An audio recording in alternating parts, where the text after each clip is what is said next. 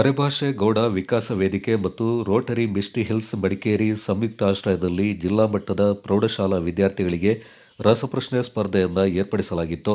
ಅರೆಭಾಷೆ ಗೌಡ ವಿಕಾಸ ವೇದಿಕೆಯ 11ನೇ ಕಾರ್ಯಕ್ರಮದಲ್ಲಿ ಸುಮಾರು 15 ಶಾಲೆಗಳಿಂದ ಭಾಗವಹಿಸಿದ ಮಕ್ಕಳಿಗೆ ಮೊದಲಿಗೆ ಲಿಖಿತ ಪರೀಕ್ಷೆ, ನಂತರ ಆಯ್ಕೆಯಾದ 4 ಉತ್ತಮ ತಂಡಗಳ ಮಧ್ಯೆ ಅಂತಿಮ ಹಂತದಲ್ಲಿ ಸ್ಟೇಜ್ ಮೇಲೆ ಬಜರ್ ರೌಂಡ್ನಲ್ಲಿ ಮುಖಾಮುಖಿ ಪೈಪೋಟಿ ಭರ್ಜರಿಯಾಗಿ ನಡೆಯಿತು. ಮಡಿಕೇರಿಯ ರೋಟರಿ ಸಭಾಂಗಣದಲ್ಲಿ ಏರ್ಪಡಿಸಿದ್ದ ಕಾರ್ಯಕ್ರಮದ ಅಧ್ಯಕ್ಷತೆಯನ್ನು ರೋಟರಿ ಅಧ್ಯಕ್ಷರಾದ ರತ್ನಾಕರ್ ರೈ ಅವರು ವಹಿಸಿ ಮಕ್ಕಳಿಗೆ ಸ್ಫೂರ್ತಿಯನ್ನು ತುಂಬಿದರು. ಅರೆಭಾಷೆ ಗೌಡ ವಿಕಾಸ ವೇದಿಕೆಯ ನಿರ್ದೇಶಕರಾದ ಪೊಕ್ಕುಳಂಡ್ರ ಪ್ರಹ್ಲಾದ್ ಅವರು ವಿಜೇತರಿಗೆ 10,000, 6,000 ಹಾಗೂ 3,000 ಬಹುಮಾನ ಹಾಗೂ ಟ್ರೋಫಿ ನೀಡಿ ಮಕ್ಕಳನ್ನು ಉದ್ದೇಶಿಸಿ ಮಾತನಾಡಿ ಸೋಷಿಯಲ್ ಮೀಡಿಯಾದಿಂದ ಆಗ್ತಾ ಇರುವ ದುಷ್ಪರಿಣಾಮಗಳ ಬಗ್ಗೆ ಮಾಹಿತಿಯನ್ನು ನೀಡಿದರು. Focus on each word. It enhances memory, problem-solving skills, and critical thinking. Education benefits even more. Aids in learning basics in various subjects, expands vocabulary, and helps in understanding complex concepts through simple explanations. Third thing, social skills.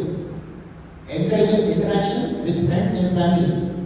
So by the time you would have known a lot more people, you would have known which school kids are more interested in quiz, and you may probably make some friends also by the time you leave. So I want you to do that. Speed. This is the most critical thing when it comes to